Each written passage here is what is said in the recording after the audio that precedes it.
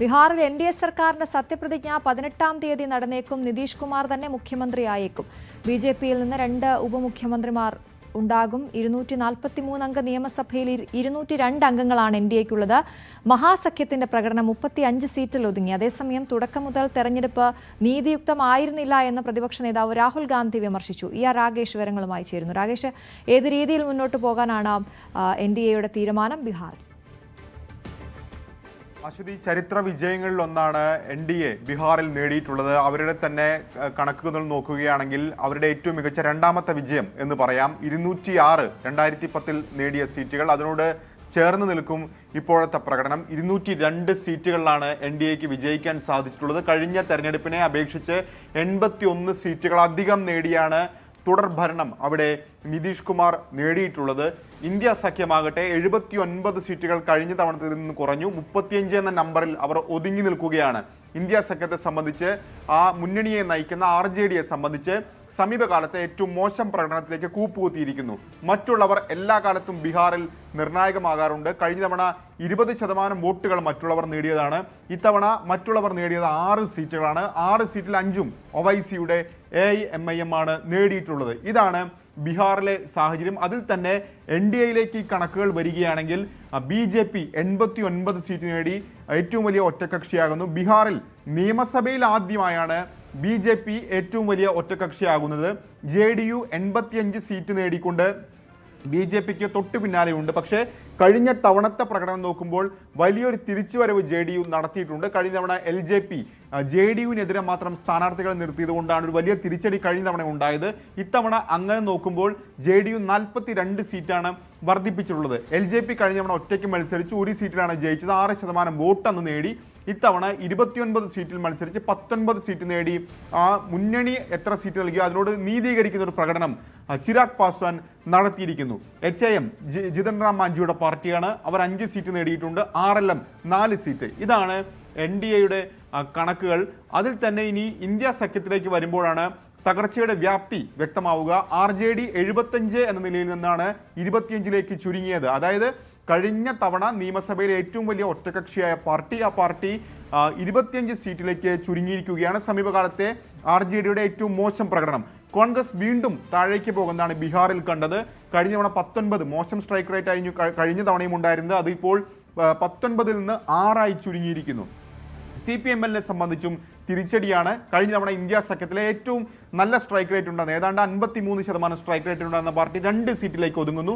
IIP പുതിയ പാർട്ടിയാണ്, മുന്നണിയുടെ ഭാഗമായത് ഇത്തവണയാണ്. അവർ 1 സീറ്റ് നേടിയത് അവരെ സംബന്ധിച്ച ആശ്വാസമാണ്. CPM 2ൽ നിന്ന് 1ലേക്ക് ഒതുങ്ങിയപ്പോൾ VIP ഒറ്റ സീറ്റും വിജയിക്കാൻ സാധിച്ചാൽ CPIക്കും സീറ്റൊന്നും നേടാൻ കഴിഞ്ഞില്ല. അങ്ങനെ വലിയ ആത്മവിശ്വാസം NDAക്ക് അത് നൽകുന്നുണ്ട്. അത് ബീഹാറിൽ മാത്രമല്ല, ദേശീയ രാഷ്ട്രീയത്തിലും BJPക്ക് വലിയ ആത്മവിശ്വാസമാണ് അത് നൽകുന്നതെന്ന കാര്യത്തിൽ സംശയമില്ല. കാരണം ലോക്സഭാ തെരഞ്ഞെടുപ്പിൽ ഒരു ക്ഷീണം BJPക്കുണ്ടായി. പക്ഷെ അത് കഴിഞ്ഞതിന് ശേഷമുള്ള നിയമസഭാ തെരഞ്ഞെടുപ്പുകൾ മഹാരാഷ്ട്രയാകട്ടെ ഹരിയാനയാകട്ടെ BJP വിജയിക്കുന്നതാണ്, NDA വിജയിക്കുന്നതാണ് കണ്ടത്.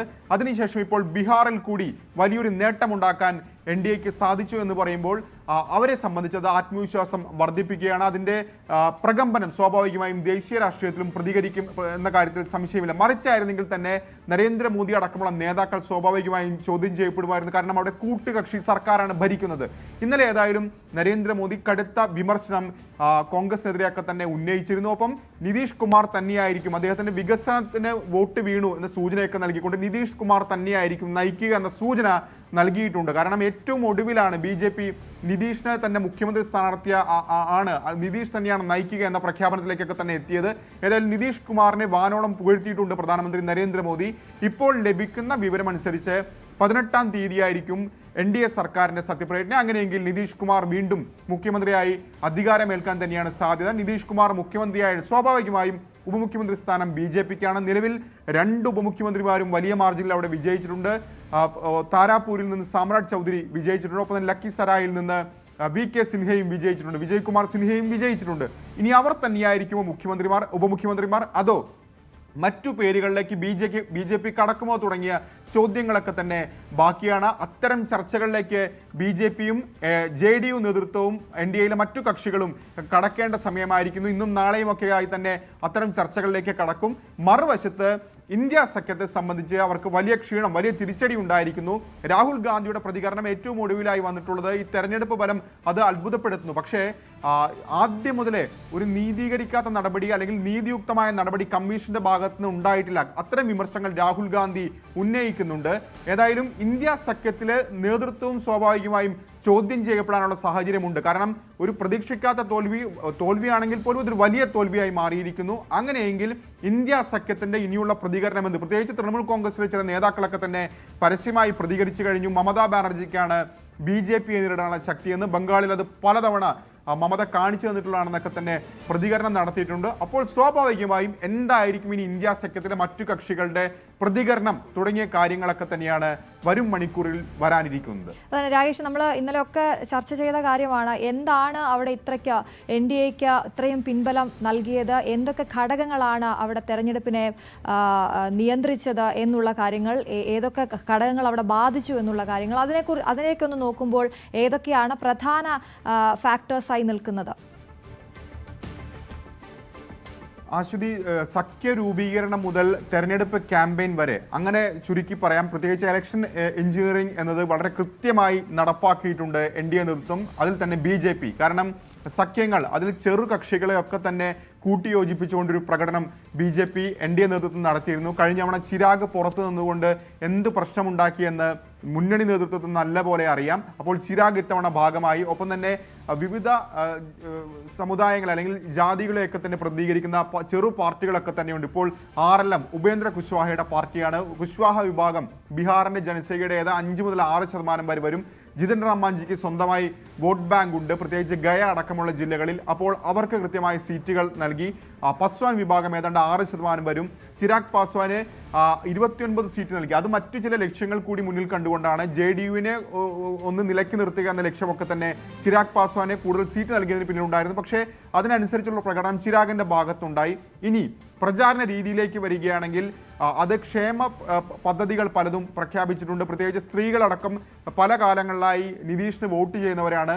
ആ വോട്ട് ബാങ്കിനെ ഒപ്പം നിർത്തുന്ന അല്ലെങ്കിൽ കുറച്ചുകൂടി മുറുക്കെ പിടിക്കുന്ന ചില നടപടികൾ സർക്കാരിന്റെ ഭാഗത്തുനിന്നുണ്ടായി. അതാണ് മുഖ്യമന്ത്രി മഹിളാ റോസ്ഗർ യോജന. 10,000 രൂപ അവരുടെ അക്കൗണ്ടിൽ എത്തുന്ന പദ്ധതി. ആ പദ്ധതിക്ക് വലിയ സ്വീകാര്യത ലഭിച്ചു. കാരണം ബീഹാറിന്റെ ഏതാണ്ട് 90% ഗ്രാമീണ മേഖലയാണ്, അതിസാധാരണക്കാർ ജീവിക്കുന്ന സംസ്ഥാനം, നാട്. സ്വാഭാവികമായും അവിടെ അത്തരം ആളുകൾക്ക്, സ്ത്രീകൾക്ക് ഈ 10,000 രൂപ എന്ന് പറയുമ്പോൾ അതുകൊണ്ട് പല ഉപജീവന മാർഗം കണ്ടെത്താനുള്ള വഴി വെട്ടുകയായിരുന്നു. അത് തയ്യൽ മെഷീൻ വാങ്ങിയവരുണ്ട്, പശുവിനെയും ആടിനെയും ഒക്കെ വാങ്ങിയവരുണ്ട്, ചെറിയ ഫുഡ് സ്റ്റാളുകൾ തുടങ്ങിയവരുണ്ട്. അങ്ങനെ അവർക്കൊരു പുതിയ വരുമാന മാർഗം അത് തുറന്നു കൊടുത്തു. സ്വാഭാവികമായും അത്തരം വോട്ടുകൾ, സ്ത്രീ വോട്ടുകൾ NDAയിലേക്ക് ആകർഷിച്ചു ഈ പദ്ധതി എന്ന കാര്യത്തിൽ സംശയമില്ല. നേരത്തെ മധ്യപ്രദേശിലും ഒപ്പം മഹാരാഷ്ട്രയിലുമൊക്കെ ഇതുപോലുള്ള പദ്ധതികൾ NDAക്ക് ഗുണം ചെയ്തിട്ടുണ്ട്. അതിൻ്റെ തുടർച്ച ബീഹാറിലും കണ്ടു. കൂടാതെ പ്രചാരണ രീതി, പ്രത്യേകിച്ച് ലാലുവിന്റെ കാലത്തെ എങ്ങനെയായിരുന്നു ബീഹാർ, നിതീഷിന്റെ കാലത്ത് എങ്ങനെയായിരുന്നു ബീഹാർ, അത് ഓർമ്മിപ്പിച്ചുകൊണ്ടൊരു പ്രചാരണം, ജംഗിൾ രാജ് അടക്കം ചൂണ്ടിക്കാണിച്ചുകൊണ്ടൊരു പ്രചാരണം. അങ്ങനെ ഒരു കൃത്യമായ ക്യാമ്പയിൻ അത് നടപ്പാക്കിയെടുക്കാൻ, ഫലപ്രദമായി നടപ്പാക്കാൻ NDAക്ക് കഴിഞ്ഞു എന്ന് വേണം കരുതാൻ. ഇന്ത്യ സഖ്യത്തിന്റെ കാര്യത്തിൽ ആദ്യം പ്രചാരണം തുടങ്ങി, വോട്ടവകാശ യാത്രയൊക്കെ നടത്തിയെങ്കിൽ പോലും സീറ്റ് നിർണയത്തിൽ തട്ടി അത് മുന്നണിയിൽ തമ്മിൽ തർക്കമാകുന്ന സാഹചര്യമുണ്ടായി. രാഹുൽ ഗാന്ധി ആകട്ടെ തേജസ്വി യാദവിനെ മുഖ്യമന്ത്രി സ്ഥാനാർത്ഥിയാണെന്ന് പ്രഖ്യാപിക്കാൻ ആദ്യഘട്ടത്തിൽ തയ്യാറായില്ല. അത് അത്തരം പ്രതീക്ഷ തേജസ്വിക്ക് ഉണ്ടായിരുന്നു എന്ന കാര്യത്തിൽ സംശയമില്ല. ഒടുവിൽ അശോക് ഗെഹ്ലോട്ട് എത്തിയാണ് അത്തരം പ്രഖ്യാപനങ്ങളൊക്കെ നടത്തിയത്. അപ്പോൾ മുന്നണിക്കുള്ളിൽ ചില പ്രശ്നങ്ങൾ ഉണ്ടായിരുന്നു. അതും ഇത്തരം വലിയ പരാജയത്തിലേക്ക് പോകാൻ ഇന്ത്യ സഖ്യത്തിന് ഇടയാക്കി എന്ന കാര്യത്തിൽ സംശയമില്ല. സ്വാഭാവികമായി ഒരു ആത്മപരിശോധന ഇന്ത്യ സഖ്യം നടത്തണമെന്ന പ്രതികരണം ഇപ്പോൾ പല നേതാക്കളുടെയും ഭാഗത്ത് ഉണ്ടായിട്ടുണ്ട്. ഇപ്പോൾ ഏറ്റവും ഒടുവിലായി വന്നിട്ടുള്ളത് തമിഴ്നാട് മുഖ്യമന്ത്രിയും DMK നേതാവുമായ MK സ്റ്റാലിൻ അത്തരമൊരു പ്രതികരണം നടത്തിയിട്ടുണ്ട്. ആത്മപരിശോധന നേതാക്കൾ നടത്തണം എന്ന പ്രതികരണം സ്റ്റാലിന്റെ ഭാഗത്താണ് ഇപ്പോൾ ഏറ്റവും ഒടുവിൽ വന്നിട്ടുള്ളത്. ശരിയ രാകേഷാണ് വിശദവിവരങ്ങൾ നൽകിയത്. കോൺഗ്രസ് പാർട്ടി പിളരുമെന്ന് പ്രധാനമന്ത്രി നരേന്ദ്രമോദി പറഞ്ഞു. മുസ്ലിം ലീഗ് മാവോയിസ്റ്റ് അജണ്ടകളാണ് പാർട്ടിക്കുള്ളിൽ നടപ്പാക്കുന്നത്. ഇതിൽ അസ്വസ്ഥരായ ഒരു വിഭാഗം കോൺഗ്രസിനുള്ളിൽ വളർന്നു വരുന്നുണ്ടെന്നും മോദി പറഞ്ഞു. ബീഹാർ തെരഞ്ഞെടുപ്പിന് ശേഷം പ്രവർത്തകരെ അഭിസംബോധന ചെയ്ത് സംസാരിക്കുകയായിരുന്നു പ്രധാനമന്ത്രി. आज कांग्रेस मुस्लिम लीगी माओवादी कांग्रेस यानी MMC बन गई है और कांग्रेस का पूरा एजेंडा अब इसी पर चलता है और इसलिए अब कांग्रेस के भीतर भी एक अलग धड़ा पैदा हो रहा है जो इस नेगेटिव पॉलिटिक्स से असहज है। जो कांग्रेस के नामदार हैं, ये जिस रास्ते पर कांग्रेस को लेकर चल रहे हैं, इसके प्रति घोर निराशा, घोर नाराजगी अंदर ही अंदर पनप रही है। और मुझे तो आशंका है, हो सकता है कि आगे कांग्रेस का एक और बड़ा विभाजन हो। कांग्रेस के जो सहयोगी दल हैं, वो भी समझने लगे हैं कि कांग्रेस अपनी नेगेटिव पॉलिटिक्स में सबको एक साथ डुबो रही है। और आपको याद होगा, इसीलिए ही तो मैंने बिहार चुनाव के दौरान भी कहा था कि कांग्रेस के नामदार तालाब में डुबकी लगाकर बिहार चुनाव में खुद डूबने और दूसरों को डुबेने की प्रैक्टिस कर रहे हैं। मैंने पहले भी इसी मंच से कांग्रेस के सहयोगियों को चेताया था। मैंने कहा था कि कांग्रेस एक लायबिलिटी है, कांग्रेस एक ऐसी परजीवी है जो अपने सहयोगियों के वोट बैंक को निगलकर अपनी वापसी करना चाहती है। इसलिए कांग्रेस से सावधान रहने की जरूरत उसके सहयोगियों को भी है। അതേസമയം തെരഞ്ഞെടുപ്പ് തോൽവിയെക്കുറിച്ചുള്ള ശശി തരൂരിന്റെ പ്രതികരണവും ഇന്നലത്തേത് വളരെ ശ്രദ്ധേയമാണ്. ബീഹാറിലെ കനത്ത പരാജയത്തിൽ പാർട്ടിക്ക് ഉത്തരവാദിത്തമുണ്ട് എന്നാണ് അദ്ദേഹം പറഞ്ഞത്. പരാജയ കാരണം പഠിക്കാൻ പാർട്ടിക്ക് ഉത്തരവാദിത്തമുണ്ട്. എവിടെയാണ് തെറ്റുപറ്റിയതെന്ന് പരിശോധിക്കണം. തന്നെ പ്രചരണത്തിന് ക്ഷണിച്ചിരുന്നില്ല. പ്രചരണത്തിൽ നേരിട്ട് പങ്കാളികളായവർ കാരണങ്ങൾ വിശദീകരിക്കണമെന്നും തരൂർ പറഞ്ഞു. I'm sure that the party has a responsibility to study in detail the causes. But remember, we were not the senior partner in the alliance, and that RJD also has to look carefully at its own performance. But I will say that on a matter like this, it's very important that we look at the totality of our performance. You know, elections are about a number of factors. There is, of course, the popular mood. There is the question of organizational strengths and weaknesses. There is the question of the messaging. A lot of issues which will have to be looked at and to see what went right, what went wrong.